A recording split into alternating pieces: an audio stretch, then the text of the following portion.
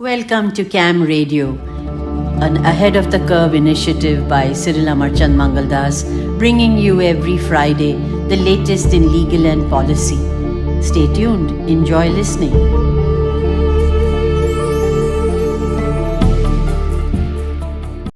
When innovation proves to be substantially successful in one's country, is it time to take it global? In January 2024, UPI transactions were said to have hit about 18 trillion rupees, with transactions going to about 12 billion. Over the years, UPI has become a point of admiration globally, and in February 2023, the RBI announced UPI would be integrated with Singapore's Pay Now, which may have meant more accessible remittances between India and Singapore. Other countries like Sri Lanka, France, and the UAE are said to have jumped on the UPI bandwagon as well. And UPI seems to do a work in progress when it comes to going more and more international. So, what does it take to build interoperability with India?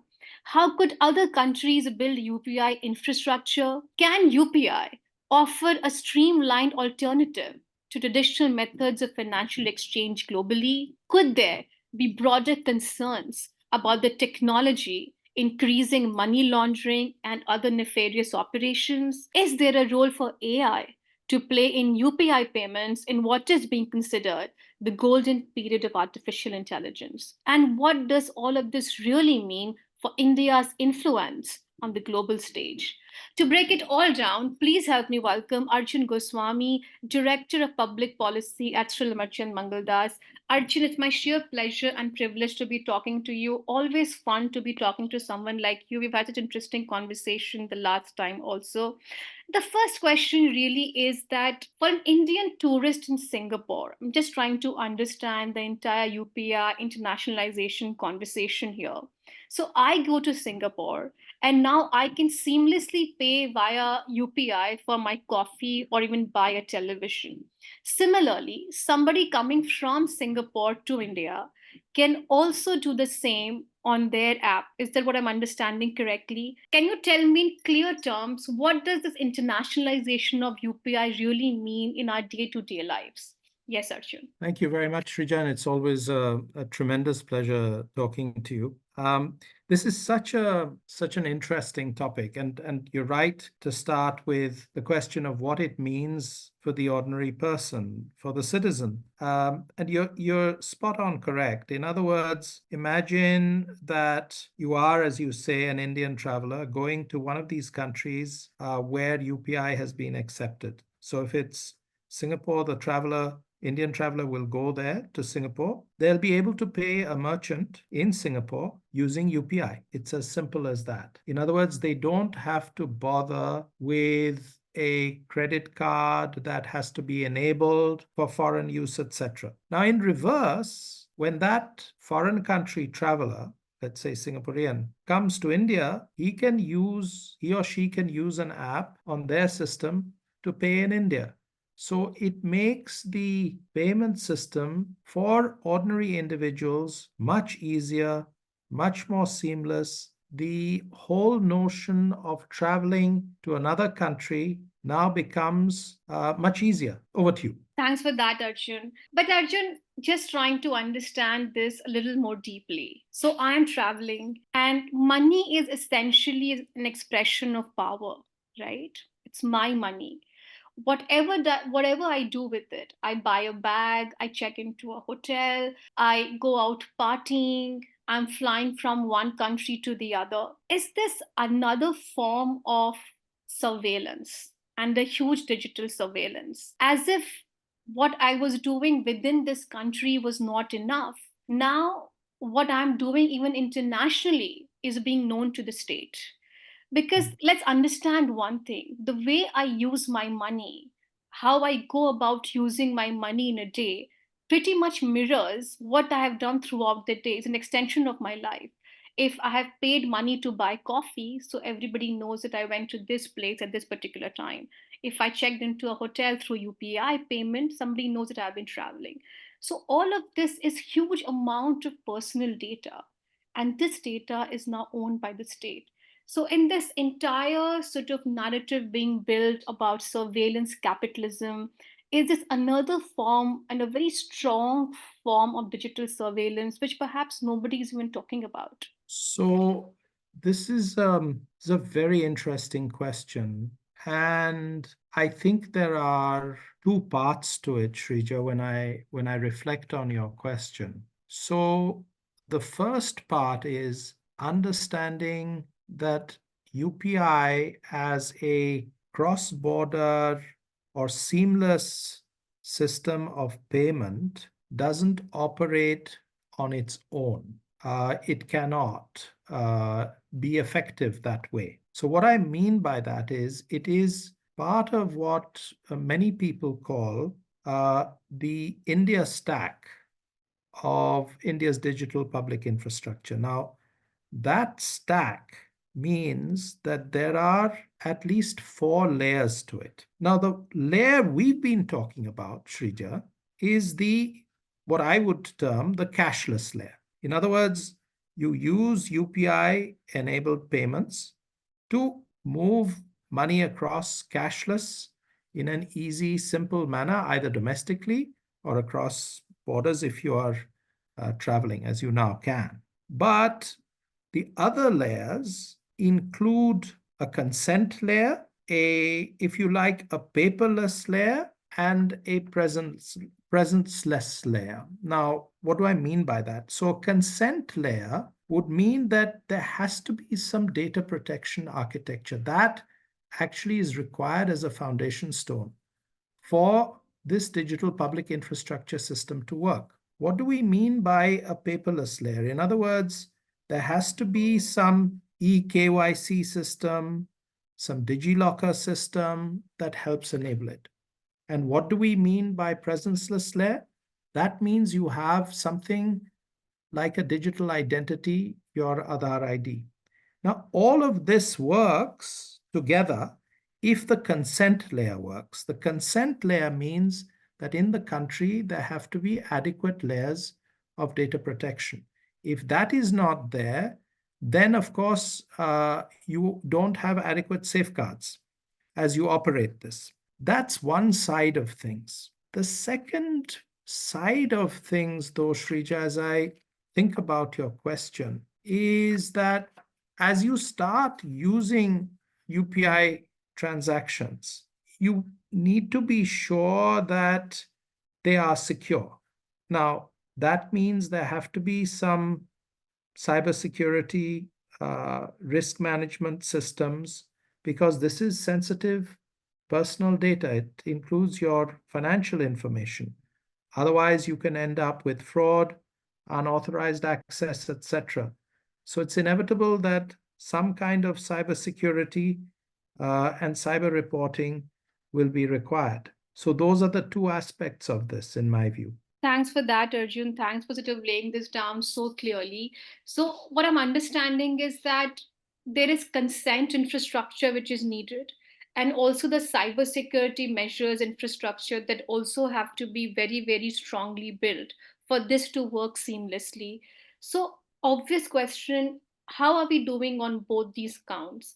I'm sure for this interoperability to really work so seamlessly, there would be some serious policy challenges that one has to confront with, right? You're right. I mean, let's break this question into two parts. So, if we're talking about UPI enabled payments domestically, I mean, the domestic growth has been absolutely phenomenal.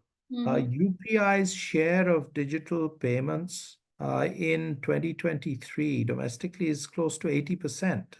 Yeah. So it's a massive volume, and the volume has been jumping in numbers terms from around, I think, 40 crores to over 11,000 crores over a period 2017 to 23. Now, in that process, the basic safeguard of the consent framework has now been embedded through the Digital Personal Data Protection Act, which, as you know, Shrija, was passed last year. And which I think will get notified sometime in the second half of this year after the rules under the Act are out. So that will give some protection domestically. The other elements of the system that I was talking about, including, having your Aadhaar identity, have of course been in place for some time with institutional frameworks around it. And the cybersecurity part, which I spoke about, has some good frameworks, both from the RBI as well as from what is called CERTIN. Of course, the cybersecurity frameworks of the RBI are still in draft form, but these are moving forward quite well. So I would say for domestic use, the position is not too bad. If, however, we start wanting to have this happen cross-border, then the question that arises is, can you just do UPI without these other elements? Can you, for example, have cross-border UPI expand if the other country doesn't have an Aadhaar type digital identity? I would submit that it's pretty difficult. So those things are required, because otherwise identities can be stolen. There needs to be a robust legal and institutional framework around those things. So there are many aspects of interoperability which then come into play. And the fact that the government is trying to promote not just the internationalization of UPI, but to some extent the cross-border adoption of an Aadhaar type system, I think that's the correct thing to do. But there's quite a challenge in that regard. You really seem to have hit the nail with sort of saying that and the expression, the cross-border adoption of Aadhaar-like system.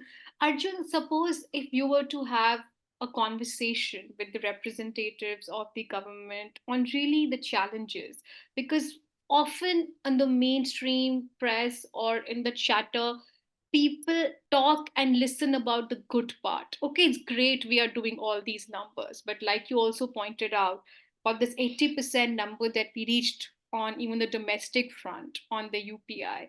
Perhaps the digital protection bill comes into action only this year. So, what if you were to sort of point out two or three challenges to the government, or perhaps two or three areas that they should be very, very vigilant on or very, very careful about, what would those really be to make this entire internationalization process successful as they want it to be? So that's a great question, Shrija, and I think there are maybe two or three things which are worth highlighting here as things to point out. So one is that when we use UPI, and I'll start with the domestic side of UPI, because if the domestic part of UPI is strong, powerful, sustainable, then it acts as an anchor to the cross-border development of UPI. If there are issues on the domestic end, then of course it will ultimately constrain the cross-border expansion of UPI, right? So that's my start point. Then we'll look at things on the cross-border side of it, special complications. So I want to split my comments on challenges into those two buckets. Yeah. So on the domestic side, I think one major challenge is this. Shrija, you and I, as customers and consumers, are used to having UPI free, right? So that means that when I use UPI for a 10 rupee transaction or a 50 rupee transaction or a 1,000 rupee transaction, I am not charged anything. And as a consumer, of course, I love it. And I want that to continue. Yeah. Yeah, absolutely. But the problem with this is that if you have what is called, therefore, a zero merchant discount rate. The applications on UPI that are using UPI, these are the applications that allow us to use UPI really effectively. I don't want to advertise on behalf of one or the other, but they're the Paytms and the Phone Pays and the Google Pays, Amazon Pays of this world. Mm-hmm. Then at the moment, there are no merchant discount rate fees that are charged, which merchants can get in order to sustain their expansion of capacity and innovation in order to run their applications on the UPI system. And given this exponential growth, this becomes quite difficult. So this is why for a number of years, industry bodies for these payment systems, payment applications, are pressing for some change in the merchant discount rate. In other words, that it should not be zero. Now, this is one problem. It's not that these entities are just sitting there doing nothing. They are trying to make bits of money on things like commission, charging fees for brands, or subscription revenues, or they're trying to monetize their data in terms of spending patterns and so on. They try to partner with banks and make some money out of that. That's helping a bit, but probably over the medium term, this is not going to be enough. So that's problem one. Problem two, domestically, Shrija, is that at the moment we have a monopoly. In other words, UPI is run by the public sector through an entity called NPCI, right? NPCI is the entity that runs it. Now, if there is competition with private networks running systems like UPI, likely then merchants would have a choice. They could either be on the UPI system or they could be on some other system. They could charge on that other system. And an attempt, Shrija, was made by the Reserve Bank of India to start what are called new umbrella entities. These were supposed to be sort of private retail payment systems, and some consortiums applied for it.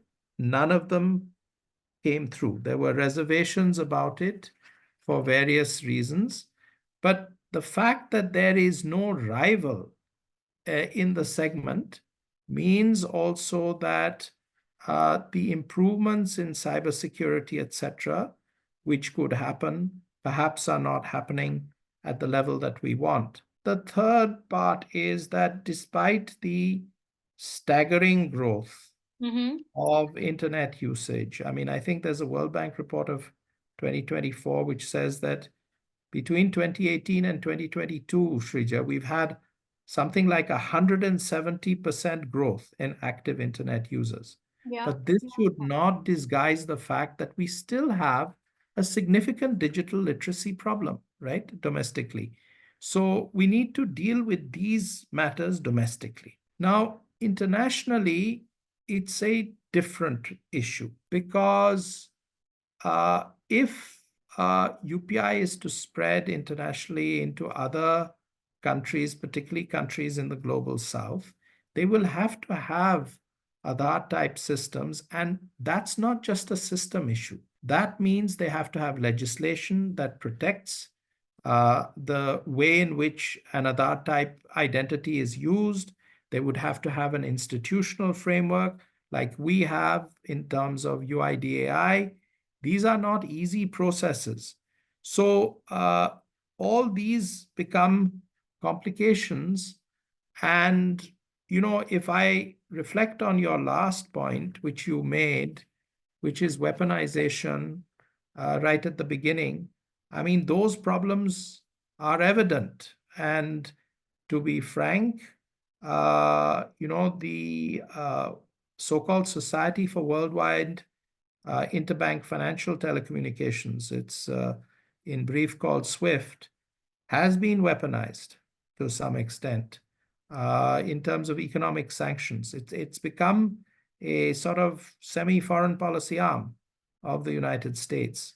And UPI has to operate in this kind of rather tough, competitive international environment, including trying to break through cross-border. So it's not simple. Arjun, that's exactly what my point was, that, and so well that you've laid out in two buckets, the domestic side and the cross border side. The fear really remains that we are trying to approach this whole thing with so much speed and agility, but it shouldn't be that it's coming on the cost of overlooking some foundations. Like perhaps on the domestic side, for instance, we achieved such higher mark even though the domestic data protection bill had not even kicked in. I want to understand more that what is the state trying to achieve with this? Like, really, what that is the key question. Are we trying to establish a different kind of dominance worldwide in the payment space? The weaponization of UPI, the political, how can it be used politically as a weapon? The weaponization of this, I think we should spend at least another 5 minutes on using this.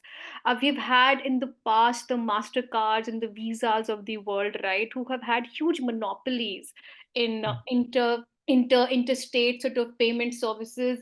What exactly is the government trying to achieve with this? And because the reality is that should the government even be in the business of doing business? Because this is at first like so much data they have at their disposal.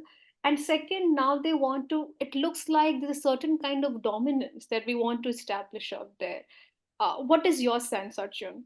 Okay, so very, very interesting question, and let me respond in the following way. I actually don't think that that the government of India or the RBI are seeking to have a weaponized international payment system. That I really genuinely don't think is their objective at all. There is a problem which they are confronted with in the way in which the SWIFT system was used for economic sanctions, including the blocking of certain Russian banks, for example, at the beginning of the Russia-Ukraine war, and therefore the cross impact that it has on us. I mean, all those things have happened, but I don't think that's really the objective. I think actually the objective may be more twofold. So one objective is definitely as a soft diplomacy outreach by India to other developing countries in the global south, saying that the digital public infrastructure that we have, including the UPI system, has been something that's worked very well for us.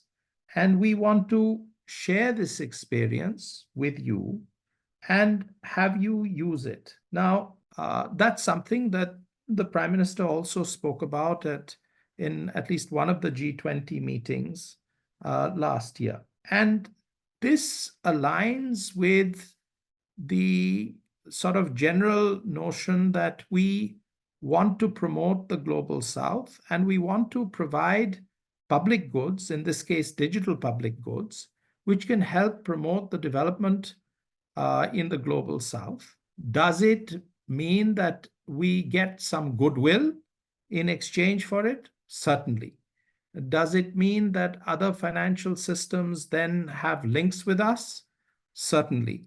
Would it mean that over a period of time, maybe over the long run, it would help insulate against sudden weaponizations of other payment systems, maybe. So that's one sort of strand of government and RBI thinking. But I think there is also a second strand. And Okay. that second strand, okay, is not weaponization, but the fact that over time, and I think the RBI has been quite forthright about it, Mm-hmm. they have been talking about the internationalization of the rupee. Yes.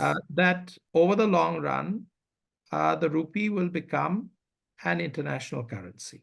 Mm-hmm. And this is against the backdrop of the dollar, which is still pretty dominant, uh, gradually declining as a share in foreign exchange reserves, with the Chinese yuan also taking a prominent place.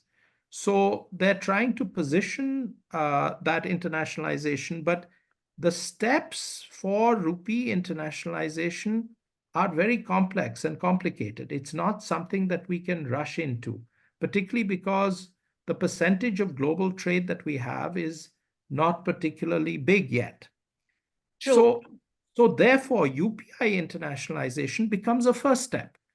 Instead of taking such a radical step Mhm. towards capital account convertibility and internationalization of the rupee, you do this more limited step of UPI on retail, cross-border digital payments, including remittances.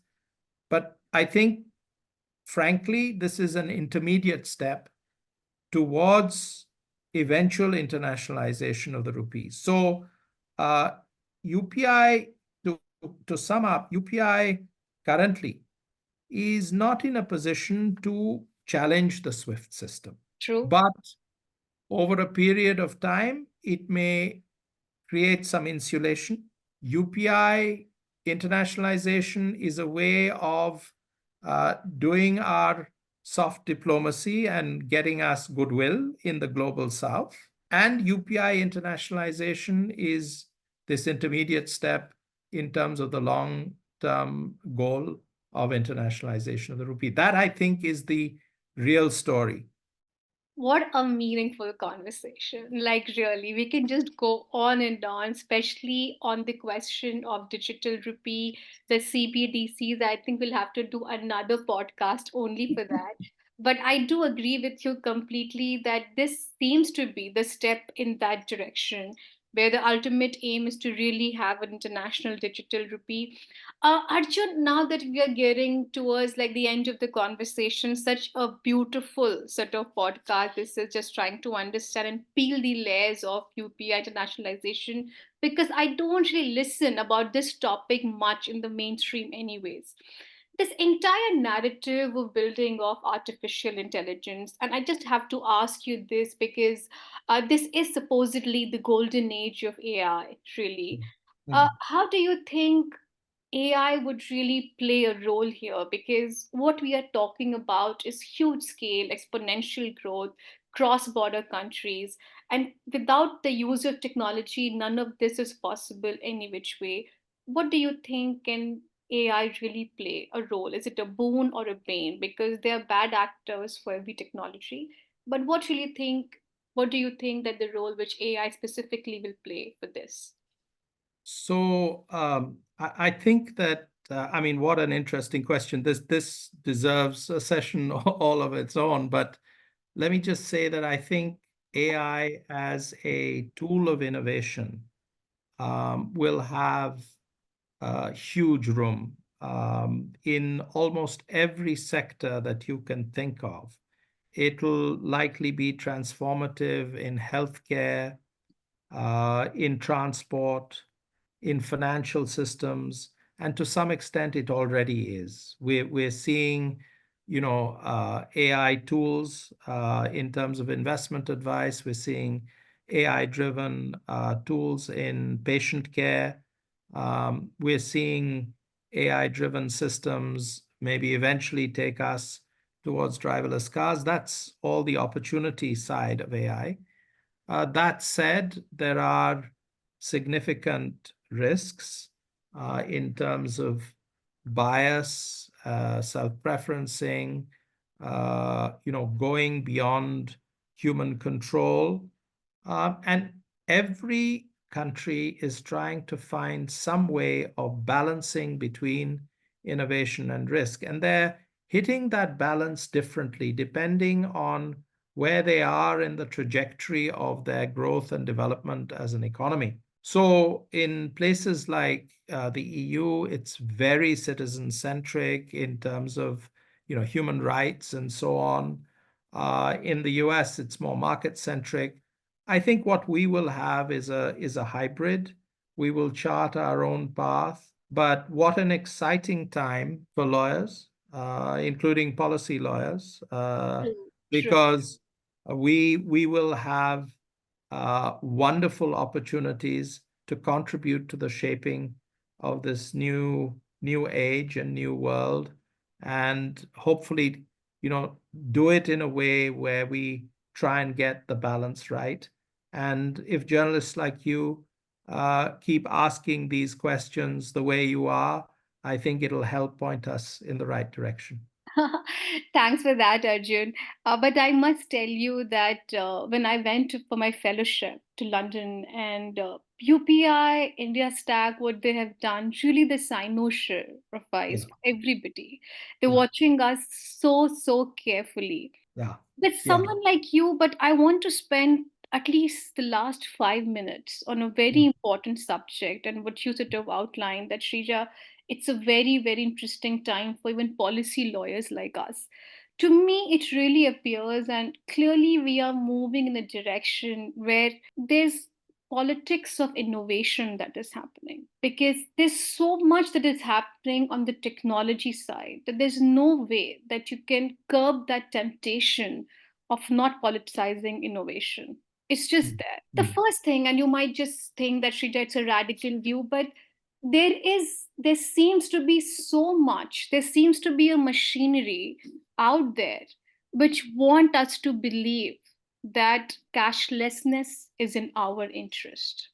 mm, And it is self serving to mm, very few, just a handful of corporates, like globally also. mm, And there seems to be an interpolation theory in works, if you will, mm, right? I mean, the mm, way mm, ideas get into our heads and have an effect on our lives, so much so we believe that they are our own.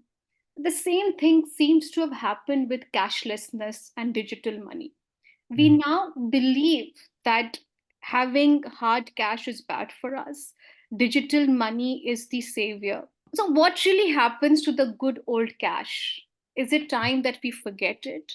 I mean, what happens to the good old cash? I mean, I have a theory which says that the digital payments industry tries to sort of really cast cash as the horse drawn carriage of payments.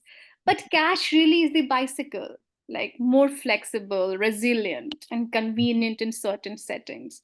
mm. And there will be times where cards are good, but in times of contingencies, a good old bicycle will come handy, right?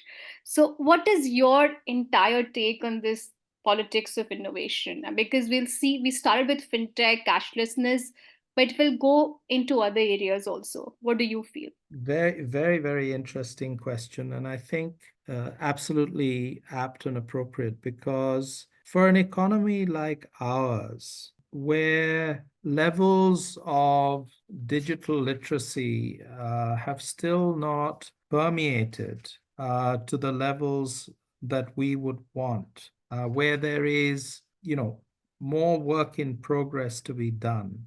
I think the notion that cash will completely disappear out of our system, I honestly believe that that's fanciful.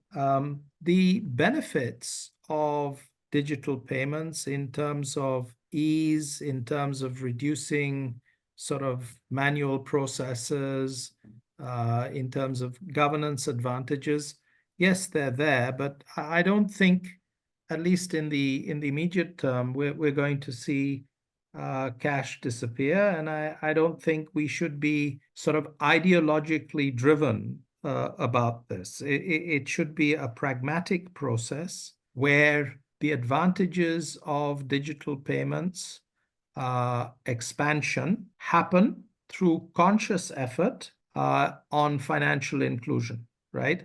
I think digital payment system operators have a responsibility to try and spread that awareness into tier 4, 5, 6 cities and rural India more aggressively. As that process catches hold, then maybe some of the inclination towards cash will reduce over time as a pragmatic process. The second aspect, Shrija, maybe a little bit, I don't know whether it's more controversial, but something worth thinking about. I think whatever we do in the payment space, we must make sure that we do not become beholden to a couple of major operators. In other words, the principles of fair competition, the principles of antitrust must continue to operate. So well. That is the lifeblood Yeah. of a competitive economy. And we really need to be very conscious of this. And there is, it's interesting to me that in the United States, which is sort of the bastion of free market capitalism, in the University of Chicago, which is supposed to be the ultimate bastion, right, of free market thinking, it's the home of Milton Friedman and the Chicago School of Lawyers. Absolutely. They are arguing for strong antitrust action in a number of sectors and segments. And that is right.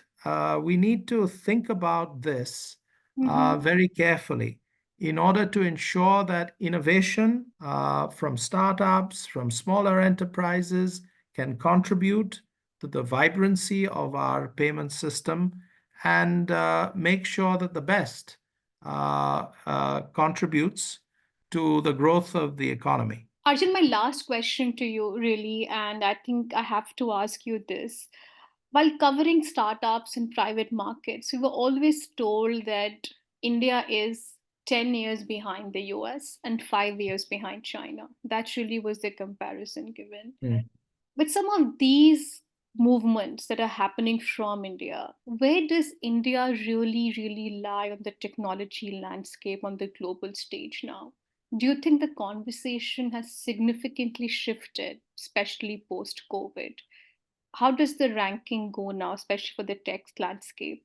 Is it still the India, China, US 10-year, 5-year comparison, or you think India has really shifted far ahead now? So, there is a numbers game in terms of GDP or stock market capitalization. I mean, if you look at stock market capitalization, we are, I believe, $4 trillion, right? And we're at number 4 after the US, China, Japan, and Hong Kong.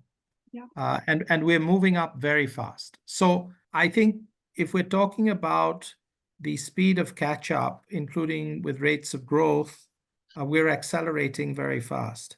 But, this is not just a matter of numbers and, unicorns being generated. There's no doubt that we are generating unicorns. I think the fact that people are looking at a China plus one strategy means that there is, plus the fact that our economic policies are sound, there's of course huge interest, and that is accelerating the positioning that we have vis-a-vis China and the US. I think the gap is shrinking. But I think the other part of this is that we must make sure that corporate governance remains strong in our system.